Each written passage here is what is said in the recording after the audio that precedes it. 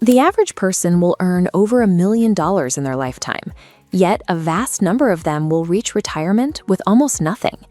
This widespread financial stagnation follows a predictable, repeating mathematical pattern. Take two people of the same age, living in the same city, starting with the exact same income. 20 years later, their lives look nothing alike. One is trapped in a paycheck-to-paycheck survival loop. The other has built a foundation of stability and options. These different results stem from the way each person manages the money after it's earned, a process shaped by specific financial information and daily habits. Before we analyze the data, this video is for educational purposes only. I'm not a financial advisor, and this is not personalized financial advice. It's important to recognize that labor and wealth building are separate mechanics. Working hard produces an income, but it does not automatically generate wealth. From the US to Australia, the data shows a universal cycle. People earn, they spend, and very few manage to accumulate capital in the middle. Because hard work alone doesn't bridge that gap, we have to forensically audit what happens to the money between the time it's earned and the time it's gone. These four figures illustrate our financial fragility. 57% of Americans can't cover a $1,000 emergency with savings. Household credit card debt averages over $96,000. 1 in 3 adults has zero retirement savings, and a third of average income is consumed by housing costs. Consider the earning potential of a $60,000 annual salary. Over a 40-year career, that aggregates into a massive block of $2.4 million. Yet near retirement age, median savings are less than $200,000. For most, over $2 million in lifetime earnings simply drains away. This is the income illusion, the psychological fallacy that a higher gross income automatically results in a higher net worth. The data suggests the root of the problem isn't the amount of money arriving, it's the systemic leaks that occur immediately after deposit. One of the primary leaks is a lack of baseline liquidity. In developed nations, millions of households are statistically unable to absorb a sudden $1,000 cost. When a car breaks down or a medical bill arrives and the cash buffer fails, pulling a household into a debt spiral that can last for months. An emergency fund functions as a structural firewall. Its purpose is to protect the rest of your financial life from shocks, rather than to generate investment returns. Financial professionals generally recommend keeping 3 to 6 months of baseline living expenses in an isolated, accessible account. Prioritizing this liquidity is a mandatory step. Without it, even the most disciplined wealth-building efforts remain vulnerable to sudden collapse. Credit card debt is an aggressive liability. While savings yield 5% annually, credit card interest ranges from 20 to 28%. This mathematical trap means interest costs eclipse realistic investment gains.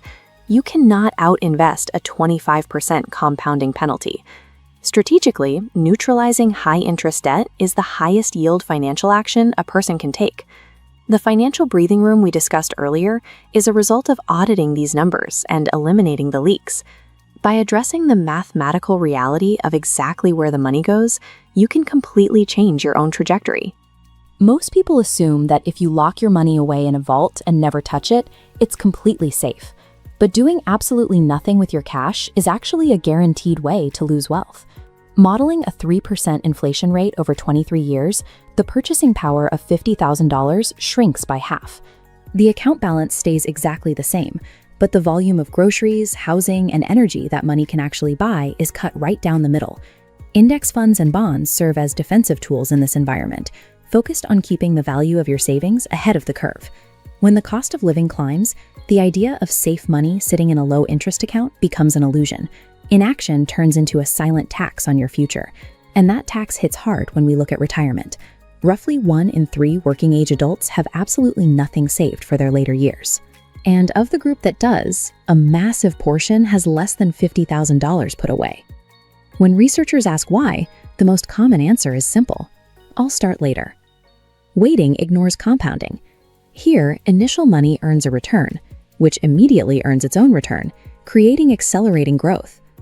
Modeling starting ages, an early starter in their 20s, putting aside a small amount consistently, outpaces a late starter in their 40s, even if they contribute much more cash.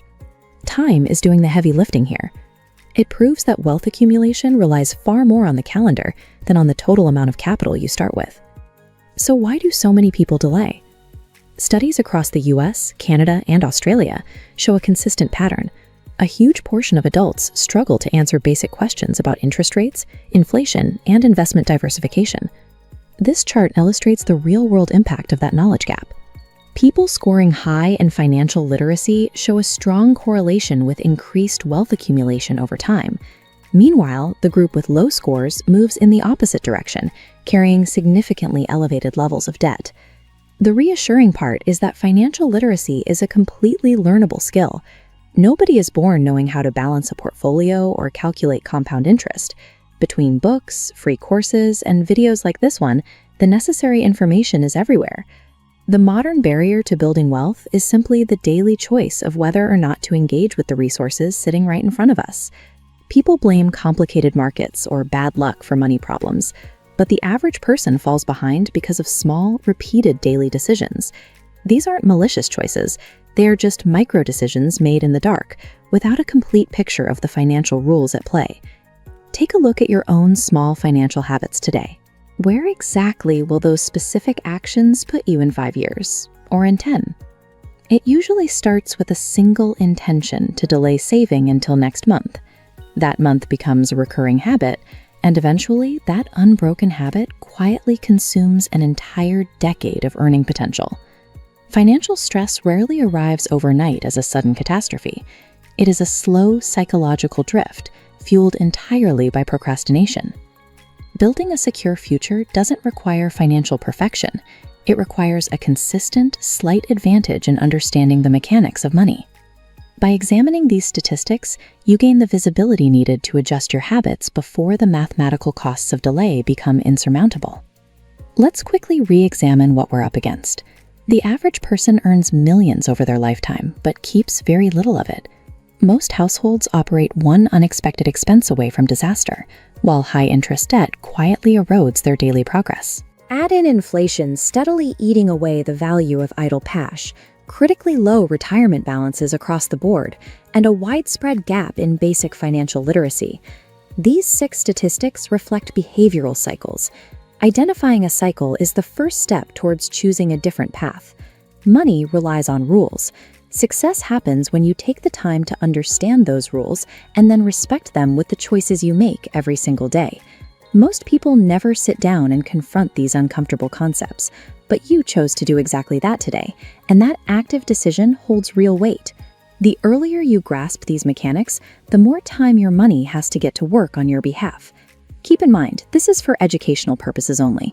Always consult a qualified financial professional before making major decisions with your portfolio. If you found this useful, subscribe. Here at Fin with Elena, I break down money and finance in plain language. No jargon, no hype. Just the things that are genuinely worth understanding. I'll see you next time.